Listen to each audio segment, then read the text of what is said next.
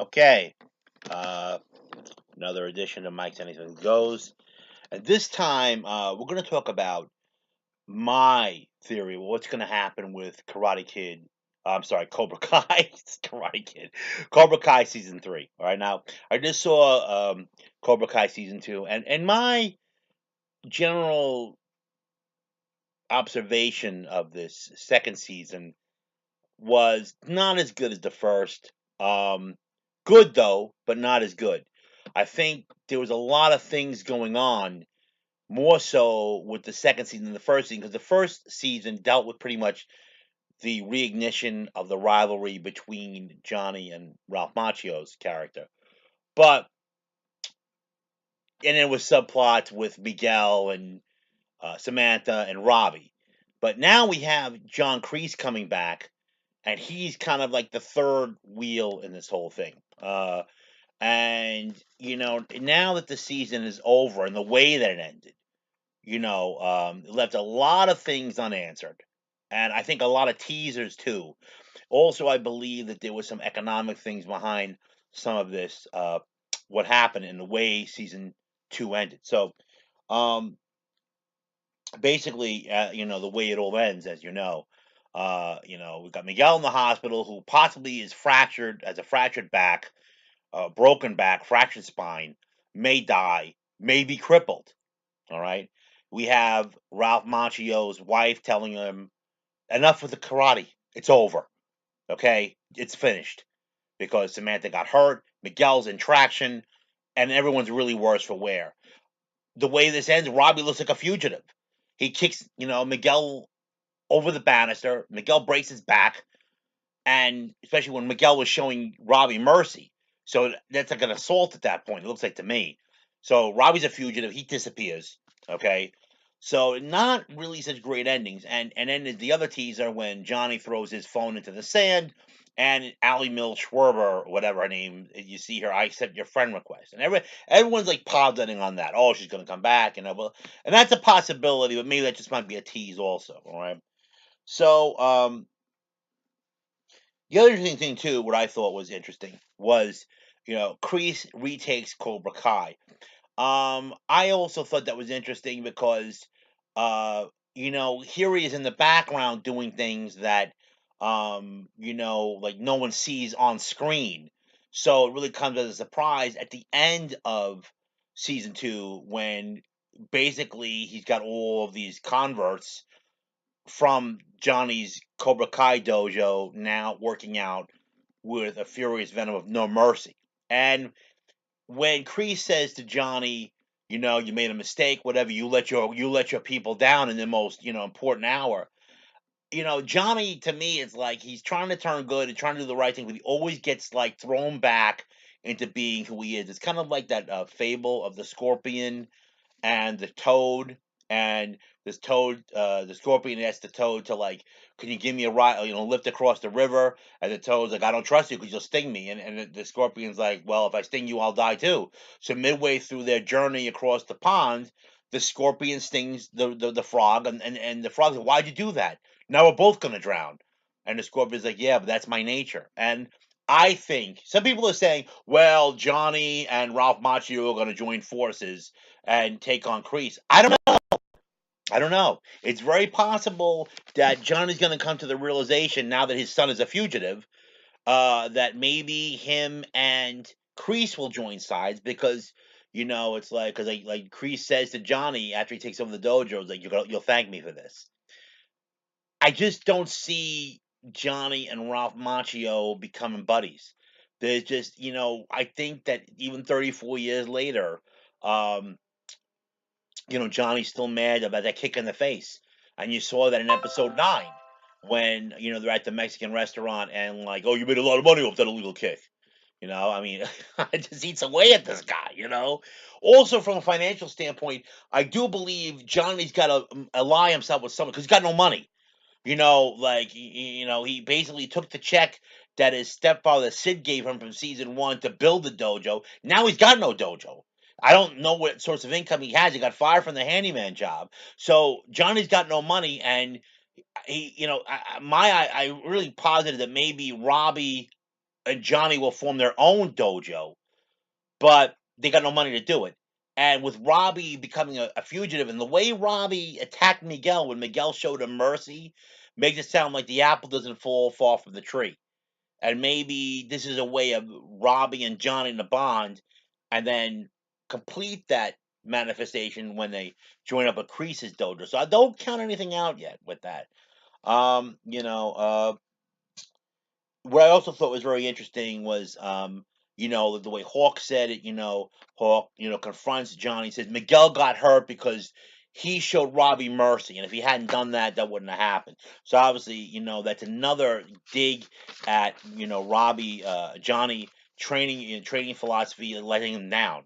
Because, and he said, if Miguel dies, it's on your head, and obviously Johnny feels guilty about that. I don't know how Johnny could possibly make this up to Miguel.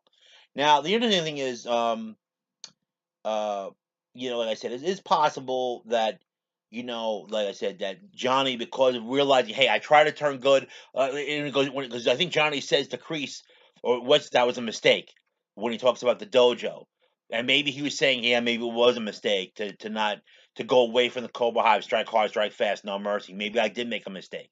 Maybe Johnny was questioning himself about that, not saying that Kreese was a mistake. Maybe he was a mistake from deviating from that, you know. And basically, again, going back to the scorpion and the toad analogy, you can't change your nature. And I think that Johnny realizes that. That's what I think. All right, it's possible, And another thing is that again with the dojo, what I thought was really interested was another subplot was Ralph Macchio and Amanda. All right, now Amanda's really ticked off at Ralph Macchio at the end of episode 10. Okay, she's really mad. I told you to quit karate. No more karate. I mean, our daughter, just got ripped in the triceps by that nut job Tori, and now her ribs might be broken. And if you saw during that melee 10-minute brawl between all the Cobra guys versus the Miyagi Do students, Tori got a lot of good shots in Samantha's ribs.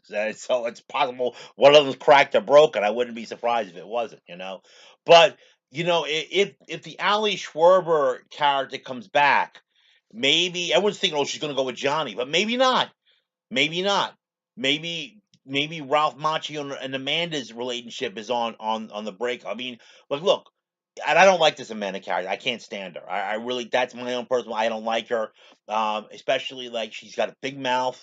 I don't like the fact like when in episode 9, when Johnny and Robbie are taking little verbal digs at each other, she's like, "Oh, so we're really doing this?" I'm like, support your husband, okay? That's what your job is to do. And I don't like her. I know that the grandmother, Ralph Macchio's mom, doesn't like her because they went at it in season 1. Oh yeah, it's easy to like, host people when it's all catered for you, which I loved. I love that. Oh, it's great. So it is possible that, and also, so Ralph Macchio was a little MIA, and he even tries to make it up to Amanda, like going to the sushi place and having like that time with the flashback to their first grand opening, and even she's like, oh yeah, it's still not good enough. And then when he brings the Cobra Kai kids over to like wax the car to like show that he's trying, oh, this is child labor. I mean, just such a freaking killjoy. So if the Alice Schwarber character comes in, I hope that maybe she undermines their relationship because I don't think it's as strong as it is. Give Danny a little, Danny LaRusso, Ralph Macchio a little bit of slack. I feel all right.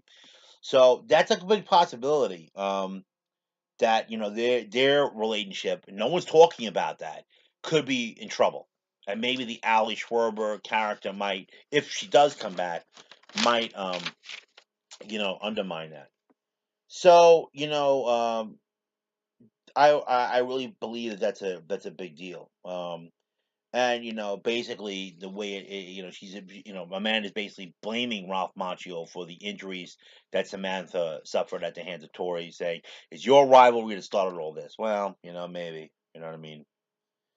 So the other interesting thing deals with that character, with the Zolo Mariduena character Miguel. All right, and this might be a Hollywood thing, and if you saw my video that I talked about Space Precinct, the Jerry Anderson show, a lot of these characters wore masks like the Tarns and the Koreans, you couldn't see who the actor was playing them underneath. I mean, I could be playing one of them, okay? And I think that was done also because for salary reasons, like, well, oh, you gonna if you're gonna try asking for a raise, well, we'll just get someone else and put that alien mask on them, and we'll just get someone else to take your place.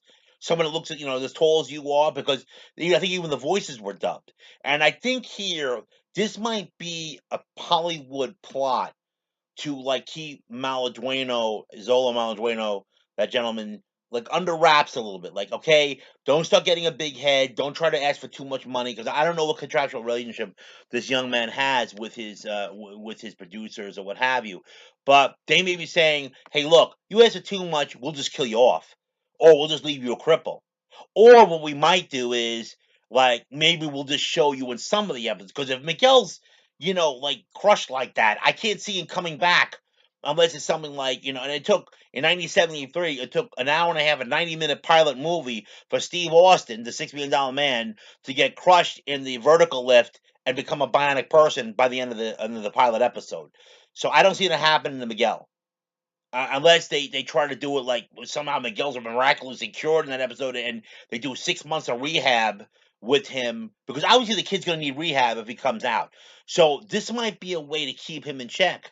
And if contract negotiations fail with him, he will not be coming back, or maybe on a limited basis. So that's my take on that. That really was that ending came out of nowhere. That really did surprise me. With him hitting the banister like that and going down for the count. Um, but again, if he tries to ask for too much, like, well, they left the Miguel character in limbo, and they probably said, oh, well, the next 24 hours are critical. Now, some people have posited that the Ali Mill Schwarber character, who's a pediatrician or something like that, she's going to come in and say, Miguel, oh, really? She's the only, like, doctor that could do this type of surgery? I mean, like, Miguel's in the hospital.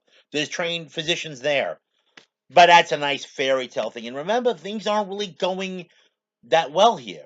I mean, we see a lot of cracks in the foundation. I like the fact that Carmen got mad at Johnny. I don't ever want to see you again. That's a little bit melodramatic. But the Robbie character, I don't know. I mean, Robbie is in a big trouble, because we now know that Samantha kind of secretly always had a crush for Miguel and never got over losing Miguel, and now we got this. Now like Robbie's betwixt in between, and he fled the scene of the crime. So I mean, this key. I don't know if he's going to go to jail or something like that. So there's a lot of interesting possibilities with him. Uh, you know. Now, Kreese is an interesting character. Obviously, I think he's going to play very prominently in season 3. He's going to take command, and he's a snake in the grass. He's evil. He embraces evil. He's not going to be a good guy. He's not going, oh yeah, become a good guy all of a sudden. That ain't happening. It is possible, like I said, the way Johnny's luck has been going, that maybe he will, Johnny will embrace that, saying, "Yeah, I am a scorpion. I am a snake. I'm never going to change. I can shed my skin, but underneath it, I'm the same. And maybe, yeah, I made a mistake, trying to be nice, trying to be honorable, trying to show mercy. What did it do? Like, it got Miguel paralyzed. It turned my students against me." And also, I feel that Kreese was behind the melee in episode 10. Remember, Kreese shows up at Danny's dojo, Ralph Macchio's dojo, and says, when your soldiers are better be prepared for war. I believe he orchestrated it. Remember, after the way episode 9 ends with the cops raiding Moon's party, okay, um, Tori's nowhere to be found. My guess is that she hooked up with Kreese, and Kreese gave her the idea about going to school, hijacking the announcer, the announcer room, and then causing the riot. But I believe he was planning.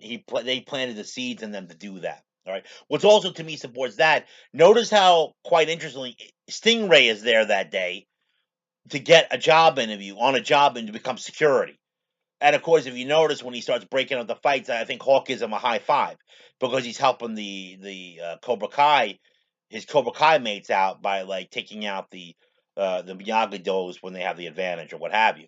So I thought that was interesting too. It makes it sound like it was a contrived plot to set off this battle, on the very first day of school. All right. Now, the interesting thing about the Peyton List character Tori.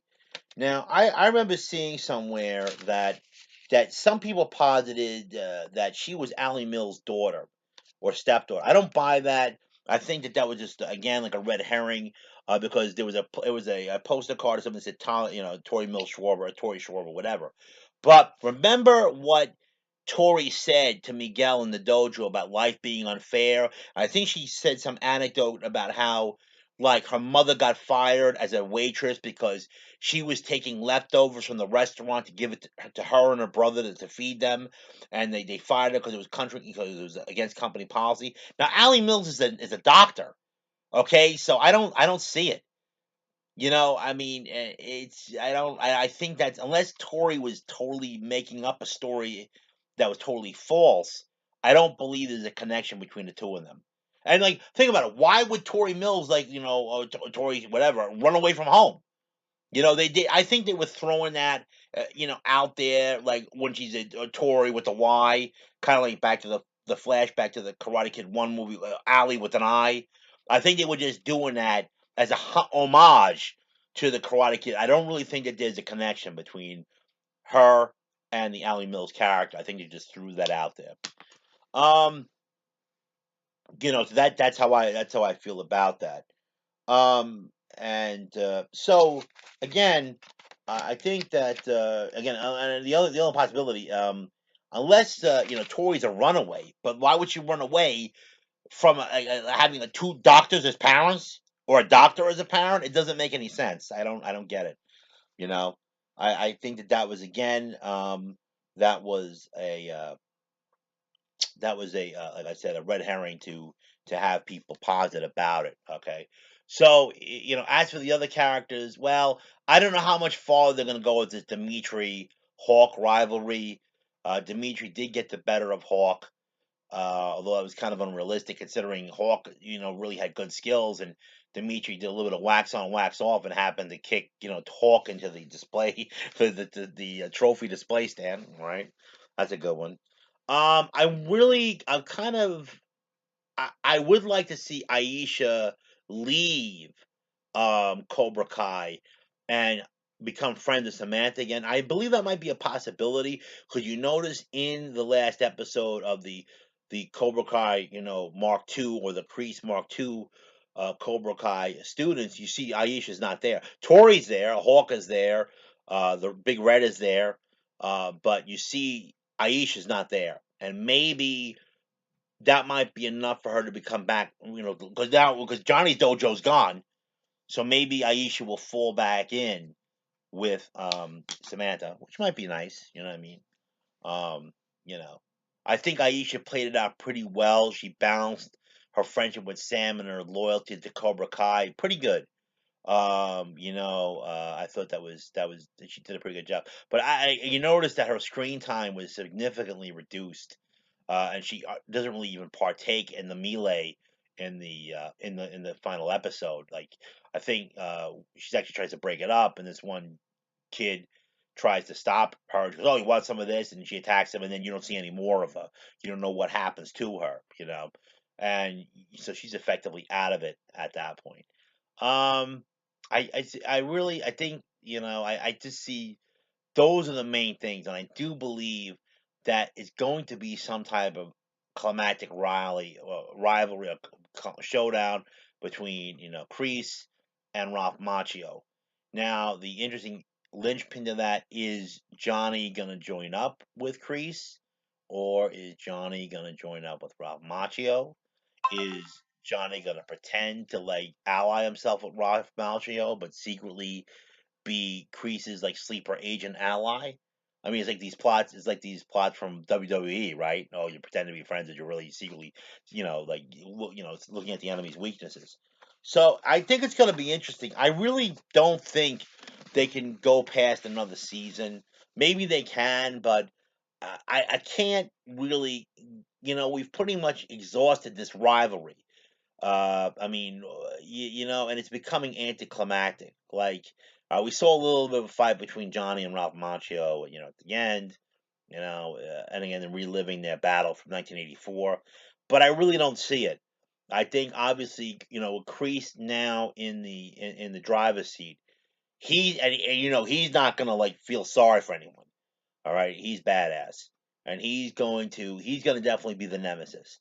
Whether he's a nemesis with against Ralph Macchio and Johnny, or just Ralph Macchio with Johnny as an ally, we'll have to see. But it's interesting stuff. And now we got to wait another year for all this. But just keep a couple of things in mind, because we don't know what's going on. But the way the season ended, it did kind of end on a cliffhanger with a lot of open ends. I mean, everybody had an open end. I mean, it's like, Miguel's possibly paralyzed. Robbie's a fugitive. Amanda and Ralph Macchio's relationship seems like it's on the rocks. Samantha doesn't know what she's doing. And everybody else just kind of lost. And Carmen, Miguel's mom is mad at Johnny. I don't know. It's hard to say. And Johnny, we don't know what he's gonna do.